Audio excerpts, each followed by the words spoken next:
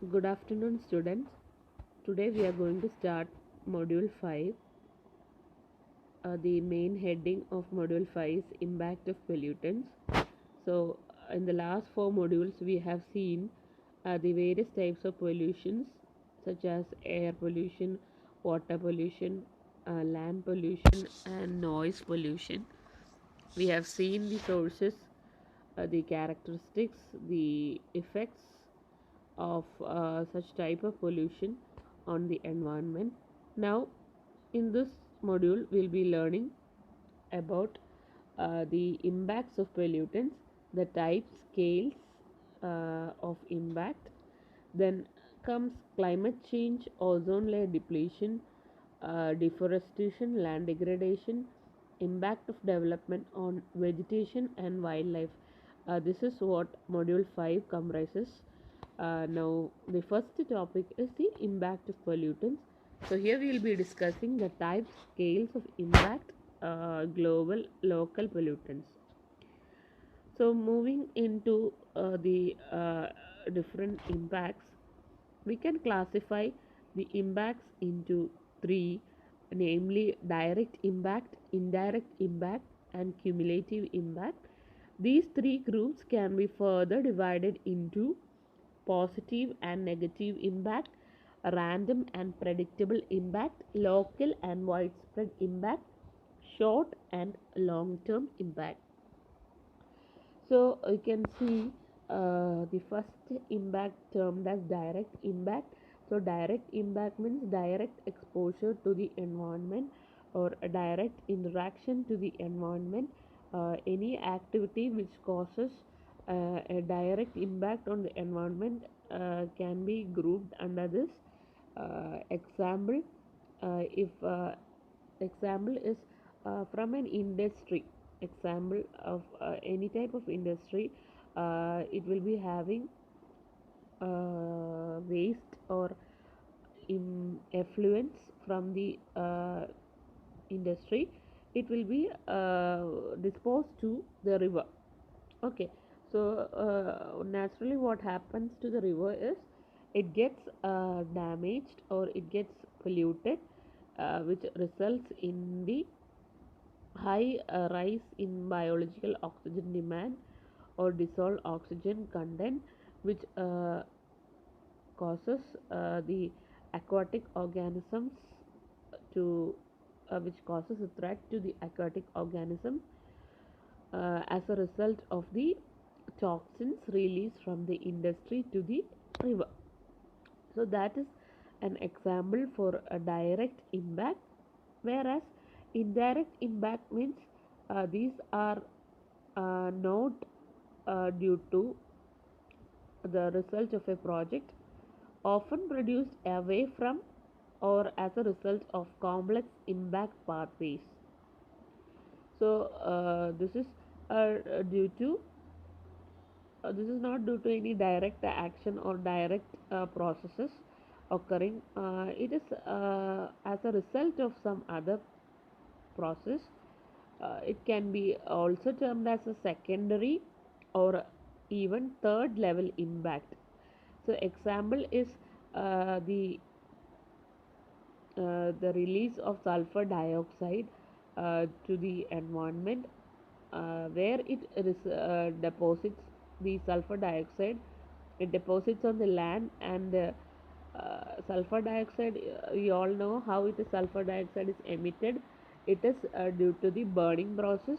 As a result of burning, sulfur dioxide is released to the environment, and this sulfur dioxide gets deposited on the land and forms SO4 and causes acidic soils, which it is therefore an indirect impact which causes a decline in the water quality due to the rise in temperature of water bodies receiving cooling water discharged from the nearby industry. Then there are different examples for indirect impacts like acid rains, etc. Now we can look to the examples in detail in the next slide. Third one is the cumulative impact. Cumulative impact consists of an impact that is created as a result of the combination of the project evaluated in a EIA process and with other projects causing related impacts. This cumulative impact may be caused due to a past or present or a future projects. They can also be a combination or combined effect can also lead to a cumulative impact.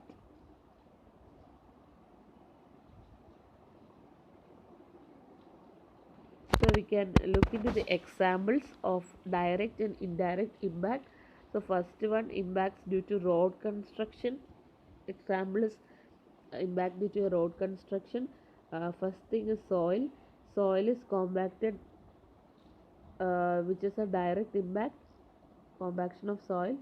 Then a loss of a topsoil, a loss of the topsoil, which also results in a direct is a direct impact. Then third is salination and acidification of the soil, that is grouped under indirect impact. Now water pollution of the water table by equipment, lubricants, detergents, fuels, etc. It is a direct impact. Modification of water flow results in flooding and drying is an indirect impact. Stream diversion during construction, it's also a direct impact.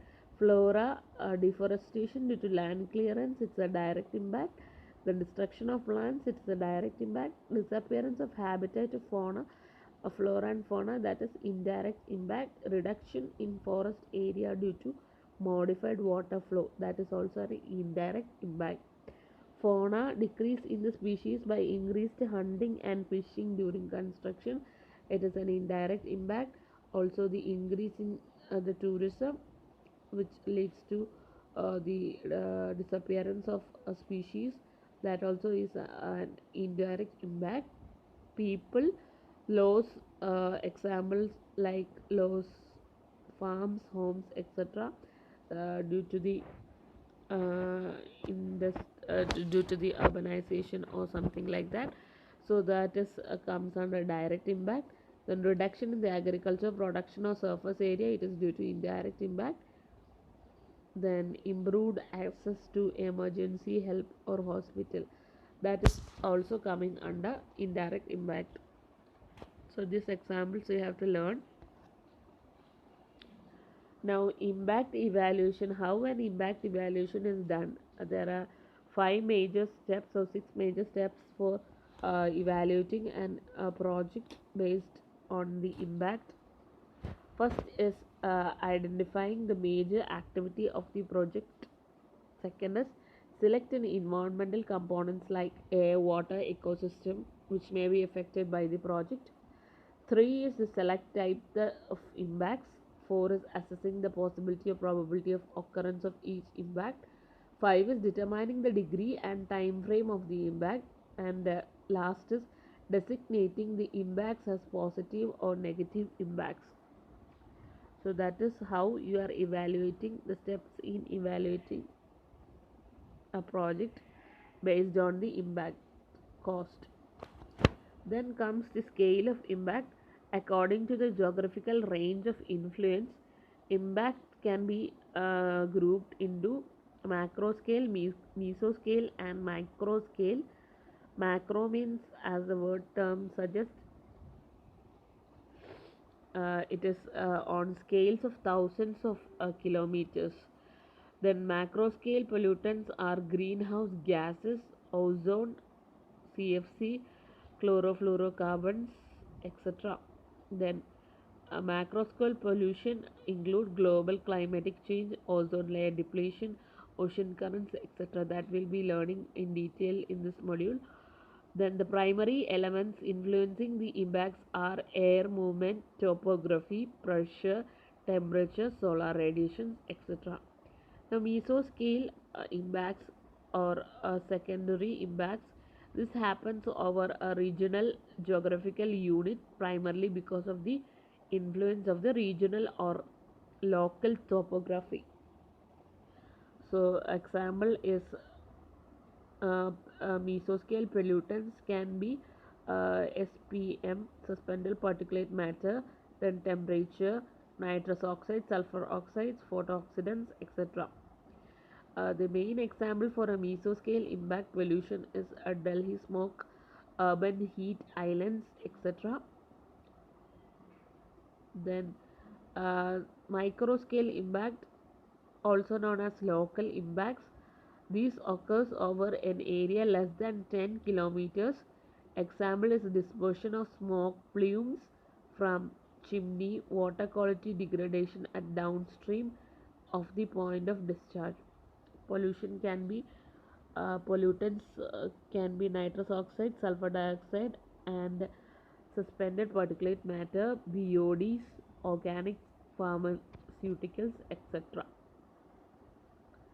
So that is about macro scale, micro scale, and mesoscale